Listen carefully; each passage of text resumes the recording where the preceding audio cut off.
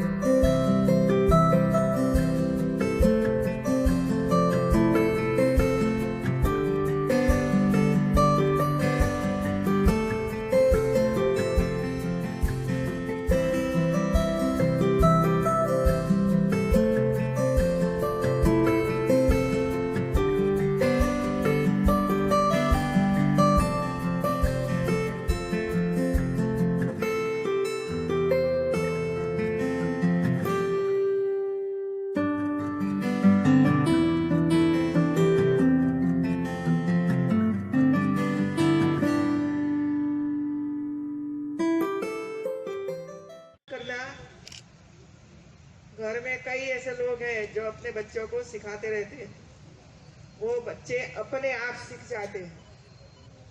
तो ये काम आपने किया है और मैं चाहती हूँ कि हमारी महिलाएं पग भर बने। अभी क्या होता है कि हमारे पास कुछ पैसे हैं ही नहीं, तो रोज पति के सामने हाथ लंबा करना पड़ता है। मुझे 10 रुपया दे दो, मुझे 25 रुपया दे दो, मुझे सब्जी लानी है, मुझे दवाई लानी है, मुझे दूध लाना है, होता है ना ऐसा, दूध लाना है। और जब मांग करते हो तब वो पूछते होंगे, कल तो 25 रुपया दिया था, इसमें से बचा नहीं कुछ, क्या लाए? तब भी आपको जरा बुरा तो लगता होगा कि क्या मैंने इसका खर्च अलग तरीके से या तो मेरे लिए मैंने किया है।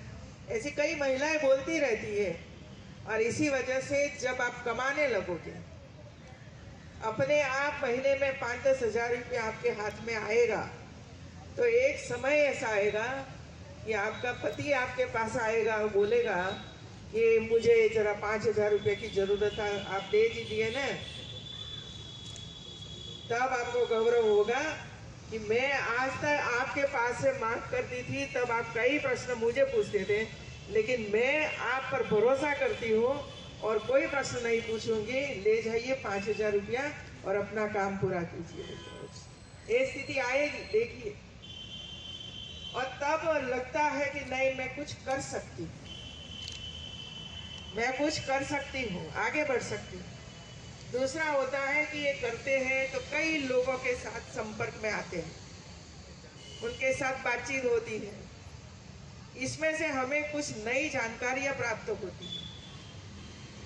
मुझे अभी भी याद है कि हमारे कच्छ में, कच्छ एक ऐसा जिला है जहाँ जो कच्छी महिलाएं रहती है, वहाँ पढ़ी लिखी नहीं है, लिख भी नहीं पाती है, लेकिन पूरे विश्व भर से कई लोग वहाँ वो जो बनाते हैं कपड़े पर, ये खरीदने के लिए आते हैं वहाँ। और इसके साथ कैसे चर्चा करते होंगे, इंग्लिश भी नहीं आता है, तो वे लोग धीरे धीरे करके इंग्लिश सीख गए। इसकी कीमत कितनी है, इसकी कीमत है, इसमें क्या है, इसमें क्या है। आज पूरा विश्वास के साथ विदेशियों के साथ चर्चा करती है। और ये जरूरी भी है, यदि गरीबी उन्मूलन करना है तो स्वयं लगना पड़ेगा। कोई सरकार हमें रोजी रोटी दे दे, रोटी खिलाए, तो दूसरे दिन क्या करोगे। और इसी वजह से जरूरी ये है कि पूरा परिवार ये सीखे, और सीखने के लिए राज्य सरकार प्रयास करे सिखाने के लिए, लेकिन सीखने वाला होगा तो सिखाने वाला भी होगा। यदि कोई सीखना ही नहीं चाहता है, आगे बढ़ना ही नहीं चाहता है, तो गवर्नमेंट अरबों रुपया का खर्च करती है, लेफ्ट वेस्ट हो जाता है। लेकिन आप सब महिलाएं खास करके ये आगे आ रहे हो कि हमें सीखना भी है और आगे जाकर करना भी है, और इससे आगे जाकर प्रोफेशनल हमें बनना है। ये विचार के साथ आप सब इसमें जुड़े हैं, और इसी वजह से आप सबको मैं बहुत